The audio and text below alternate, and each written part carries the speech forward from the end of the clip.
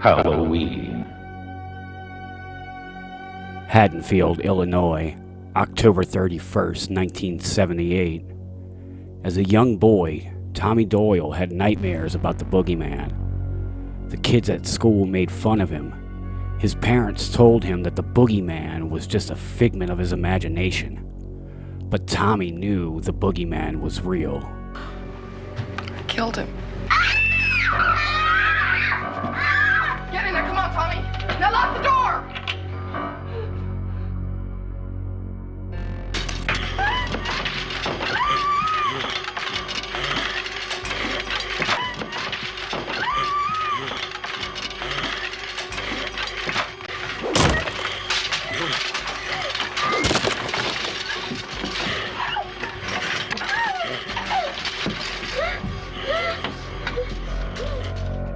Smiths Grove, Warren County Sanitarium, October 30th, 2001.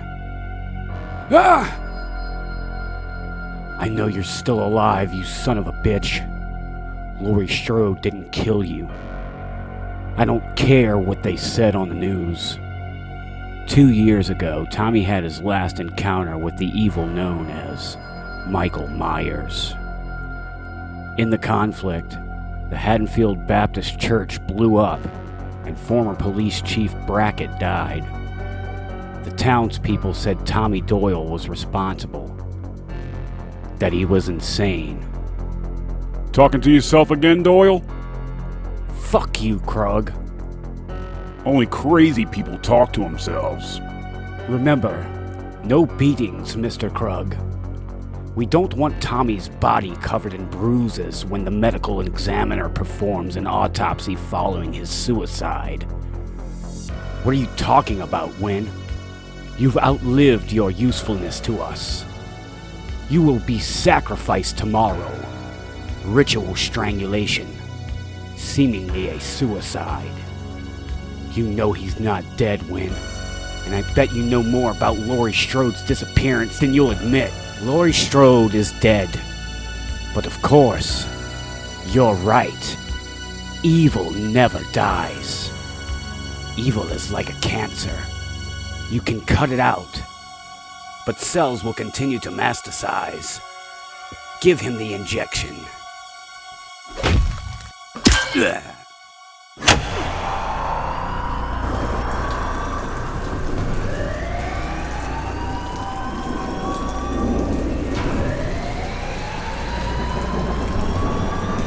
I knew it. Don't you ever die, you bastard!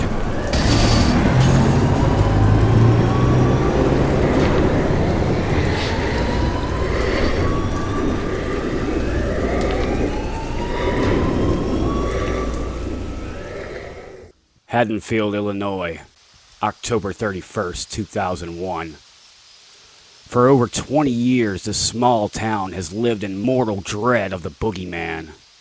3 years ago, Lindsay Wallace met the boogeyman and looked into his eyes and lived to tell the tale. That's what she does now. Tells tales. True stories. For a Chicago paper. She's a damn good reporter. Has the awards to prove it.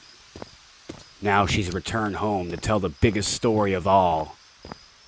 The true story of Michael Myers. Last year, a news report from California stated Michael Myers was dead, decapitated by his sister, Laurie Strode. But after all these years, the people of Haddonfield still fear Halloween. Dozens of murders have taken place here over the past 2 decades, and old habits are hard to break. Most folk pack up for the night and drive to Russellville, 30 miles away. It's safer for the children to trick-or-treat there. Lindsay used to love Halloween and scary movies. But after that night 23 years ago, things that go bump in the night hold no attraction for her. That night, in the Doyle house, Lindsay and her playmate Tommy stared into the devil's eyes and came within an inch of dying. She saw the true face of evil, tasted the razor-sharp sensation of total terror. Since then, nothing Hollywood has to offer can compare with that night of fear. Besides, who wants to scare themselves for fun when you live in fear? Jump at shadows, and at age 31, still sleep with the lights on. Shortly after the murders were discovered at the prestigious Hillcrest Academy, where Laurie strode, the only survivor of Michael Myers' original mass killing spree in Haddonfield, had been teaching under the assumed alias of Curie Tate. State police discovered the wreck behind me. Nearby police found the charred remains of an unidentified man, whose decapitated body was burned beyond recognition and whose severed head was missing. The police, however, believe the body to be that of Michael Myers, Strode's older brother, who was incarcerated at the age of 6 in the Smiths Grove, Warren County Sanitarium in Illinois in 1963 after he brutally murdered their elder sister Judith. Following the death of their parents in 1965, Laurie, then age 4, was adopted. The Glenn County Sheriff's Department has issued an all-points bulletin as Laurie Strode has disappeared. If you see this woman or have any knowledge of her whereabouts, please call the number on the screen. Detective Milo Yublins, who is handling the case, said Strode is not suspected of any wrongdoing but may be suffering a concussion as a result of the accident. That was a year ago today. Where are you, Laurie? What happened? Was that really him? So many pieces of the puzzle, so much to try and figure out. Will we ever learn the truth? I couldn't even attempt this without the Loomis diaries. Got to thank Tommy for that one. Hello? Hello? Hello? Hello? Hello? Speak up. I can't hear you.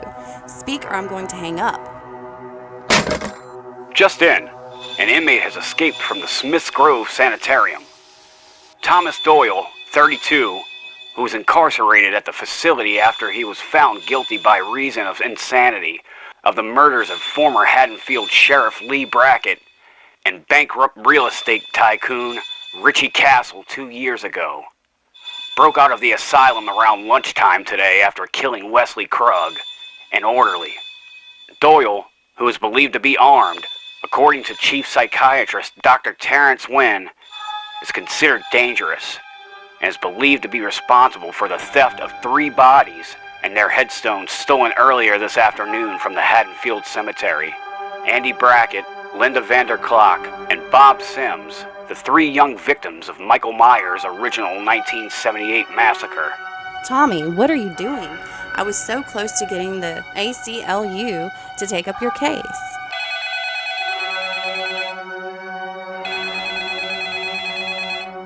Hello? Hello? If this is a joke, it's boring and harassment. I have caller ID and I'll call the police if you waste my time again.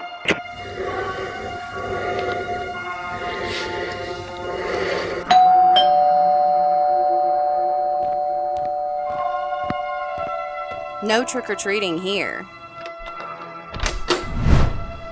Huh? Asshole kids. Maybe it's not kids. Maybe it's... Get a grip. You're jumping at shadows.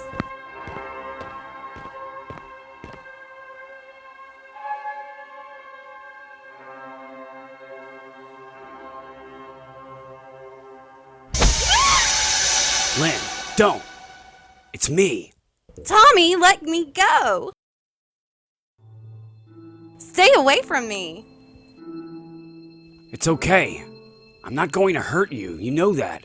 I don't know what to believe anymore. You killed that orderly. Why did you dig up the bodies? What bodies? Annie Brackett, Linda Vanderklock, and Bob Sims. Jeez. No way. That's it. It's him. Michael. He's not dead. I knew it. Okay, so Michael Myers dug up the bodies. Why'd you kill the orderly? I didn't. Just knocked him out. Dr. Wynn and his culties were going to kill me. They were going to make it look like a suicide. I don't believe any of this. It's true. You've got to believe me. Did you get the diary? The diary I told you? Yes, I found Dr. Loomis's diary. It was in Sheriff Brackett's house, just like I told you. November 13th, 1970. I received an unexpected call from a woman named Hattie Bardock. She says she knows things about Michael Myers. She wants to tell me. Hattie? Come quickly. Seek shelter from the storm, Dr. Loomis. Are you a man of God, Doctor? I'm a man of science. Unfortunate. Your eyes are closed to what exists outside of your rational world. Michael is one of those things. What do you mean? You are blind to the truth. Halloween is the night when the curtain between the living and the dead is the thinnest. The night when the evil walks the earth. The wearing of masks to ward off evil spirits or to become someone else is a powerful form of magic, and magic can be used for good or evil.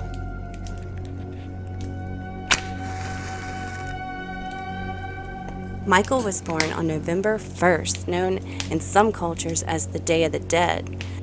I was the midwife who helped deliver the Myers children, all 3 of them. No, Michael was born on Halloween, and there were only 2 Myers children, Judith and Michael. You were wrong, there was another. Hattie told me Audrey Myers was tortured by an agonizing 3-day labor. Michael was born at 11:57 p.m. that night, but...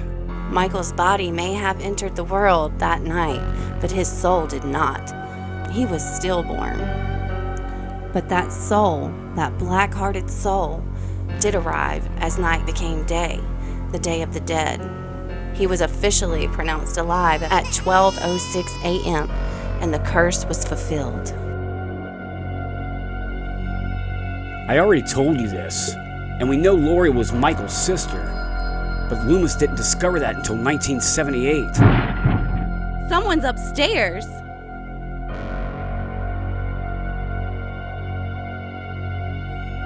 What the hell? My God. Lynn, run! Tommy? We've got to get out. Now!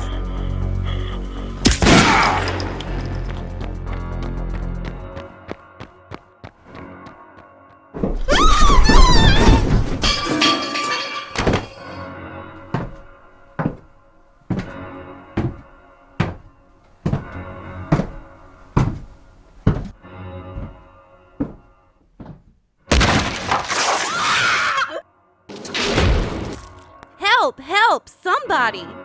The neighbors, they're... Help! Gone! They're all gone!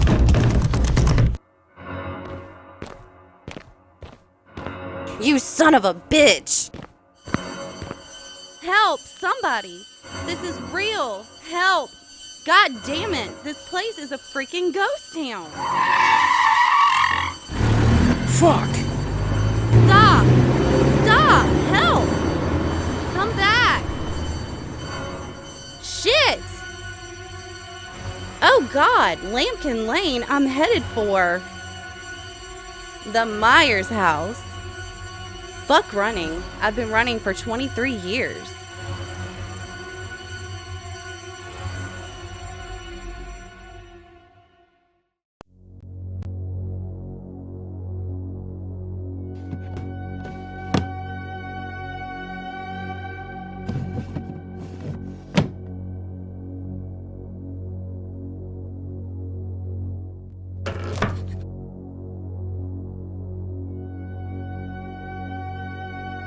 They're all dead now, Michael.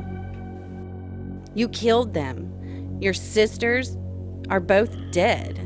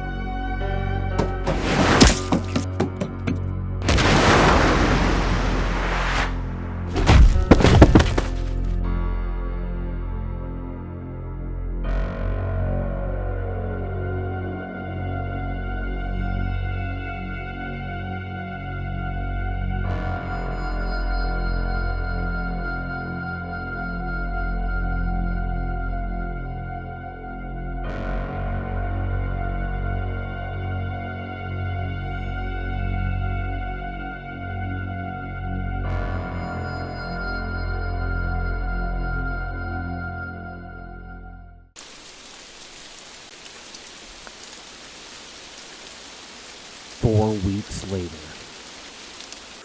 It's okay, Miss Wallace. She can't see or hear us. You certain? Yes. She's hardly moved or spoken a word since that night. What happened to her? How did she... Why? Laurie is a classic textbook case of psychotic personality transference. She needed to relive the original night of terror. After she killed Michael in California last year, she took his head as kind of a trophy. That wasn't enough to make the fantasy real over time. She couldn't survive without the idea of Michael. So in essence, she became him. Dr. Loomis believed madness ran in the Myers family. I guess he was right.